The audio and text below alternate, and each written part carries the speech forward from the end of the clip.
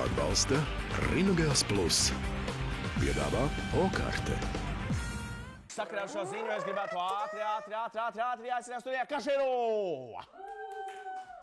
Kašers, brīnišķīgais multimākslinieks. Jā, Kašers burtiski ir ielidojis iekšā. Es esmu ielidojis, jā, un man ir patīkama ziņa, ko pateikt maniem skatītājiem, nevis maniem, bet mūsu raidījumu skatītājiem. Un patīkamā ziņa ir tāda, kā jau es vienā no pirmajiem raidījumiem minēju, ka visus tērpus, ar kuriem es uzstājos O-kartes skatuves koncertos, es tā kā izsolu, un patīkamā ziņa ir tāda, ka man pirmo tērpu, to balto sienāzītu smokingu, ir iegādājusies TV un radio raidījumu seja Ketija Dombrovska. Tā kā man liels prieks un pagodinājums.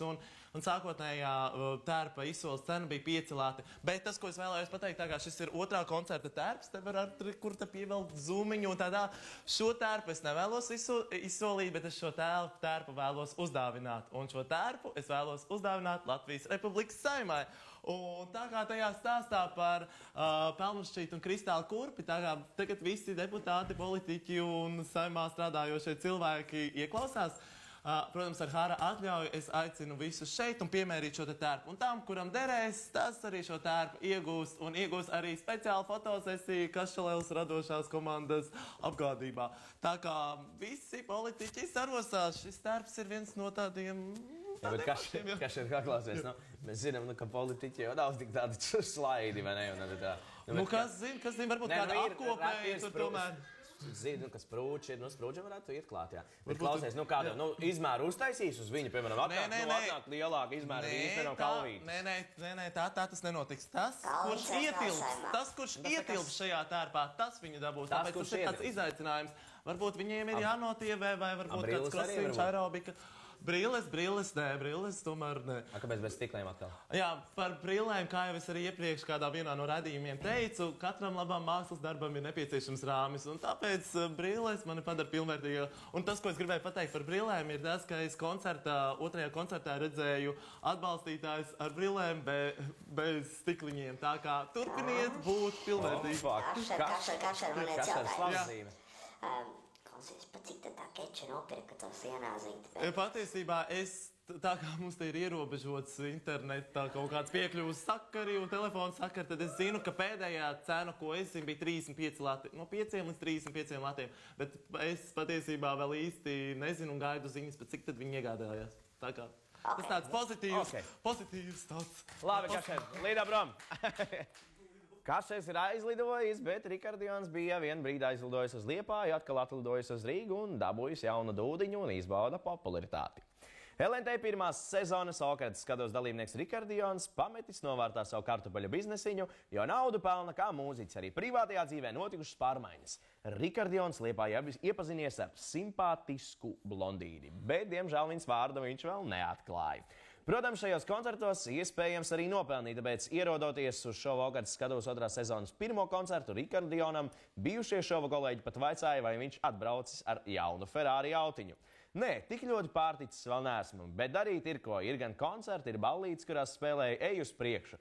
Strādāju pie reklāmas un ierakstiem, veidoju savu afišu, centīšos attīstīt savu individuālo karjeru. Jādara arī kaut kas pašam, gribu ar savām dziesmām iekļūt šlāgeraptaujā. Starp citu meklējiet draugos, draugiem.lv, /Svītra Rikardions mūzikas profilu un pieskamies, jo fanosiet tagad. Runājot par attiecībām, Rikardions vispirms grib pārliecināties, vai tik meitenes neiepazīst viņu vien tādēļ, ka viņš kļuvis populārs. Necenšos tūlīt veidot nopietnas attiecības, jāpārbauda, vai ir jūtas, vai nav. Tad jau dzīve rādīs, kā būs tālāk. Tā. Jā, bet Rikardions Tev raksta druski tev mīļa balss buča, un no Amandas jau ruski sūta sveicienus vēl mums saka Madrī, ka tu esi baigā mīlīte. Baigā mīlīte. Paldies visiem, jā. Bet Rikardions saka, ka viņš esot kā nedaudz apēlies, tomēr pāris kilogramu nākuši klāt, jo aizbrauc pie mammas, un kā jau mēs zinām, mammas visas tik garšīgi gatavo, ka nevar atteikties. Bet Mārtiņa atnāca, lūdzu parunājas man par Rikardionu. Marta tad nevar nociesties, un viņa grib runāt. Marta studijā.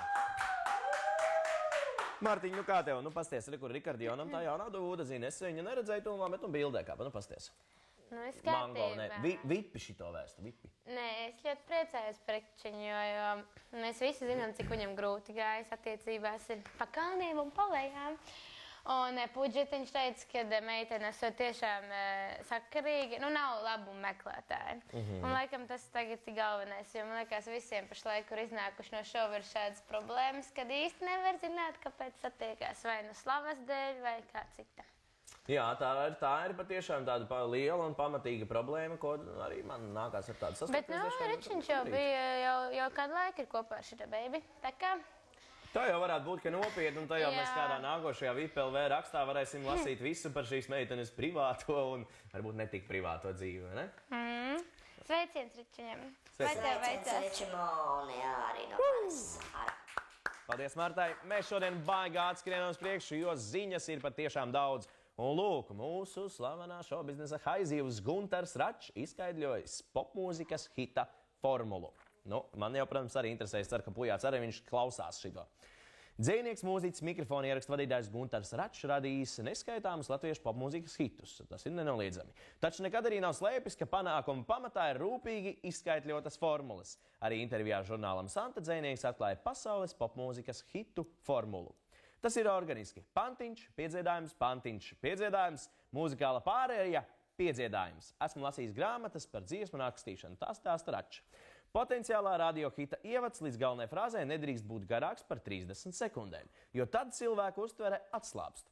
Ja neesi paspējis ieinteresēt, tu jau esi zaudējis auditoriju, un atskaņošanas radiodziesmām ideālais garums ir 3 minūtes un 33 sekundes. Ieteikumi un klausītāju apziņai raksturo Račs. Tā kā, ja kāds grib rakstīt dziesmas, klausiet Rača padomus. Un tālāk vēl kaut kas, ko viņš pats par sevi nedaudz izsakās. Tikmēr pats dzejnieks savas dziesmu rakstīšanu nesen veicis fenomenālu atklājumu, kas mainīs veidu, kādā viņš raksta dziesmas. Agrāk rakstīja 2 dziesmas dienā, tagad 8 dienās top 1. Redz kā. Arī Guntaram tik raiti neiet tā mūsu dziesmu rakstīšana. Bet, Guntars malacis tomēr tik daudz dziesmu uzrakstījis. Un kāds populārs pasākums vēl, bez visādiem šoviem un tādā garā ir vēl viens tāds starptautisks šovs, ko sauc par Eirodziesmu. Un te ir veselas 2 ziņas veltītas. Viena ir no Delfiem, kas ir tas pats Mango, un otrs ir tieši no Kas jauns.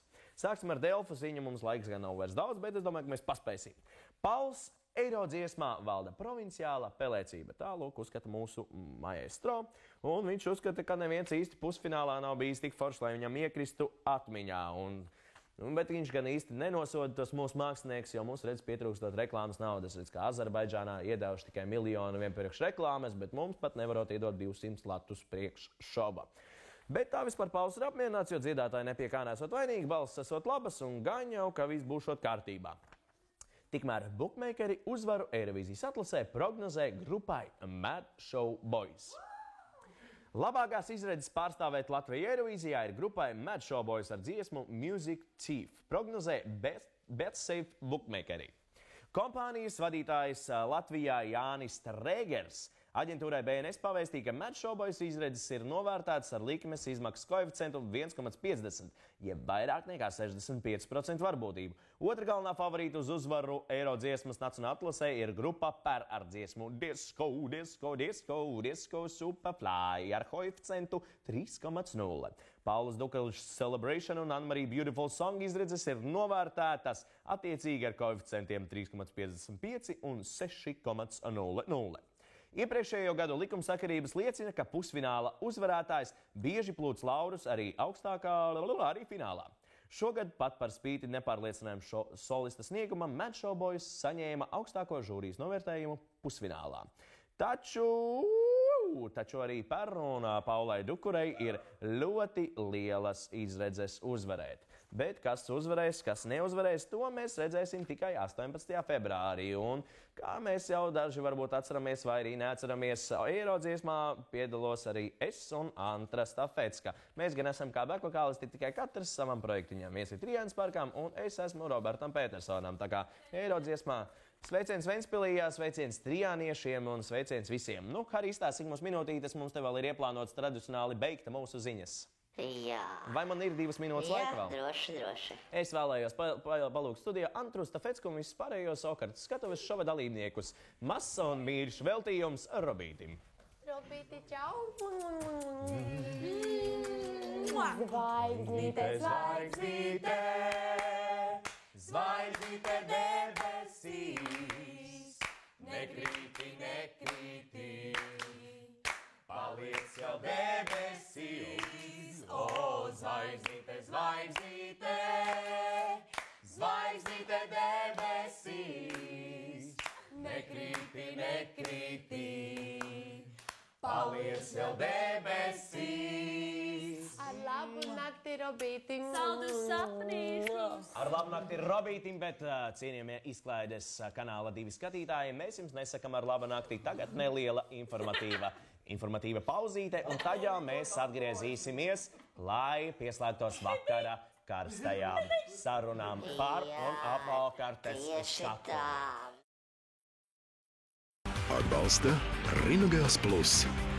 Piedāvā Okarte.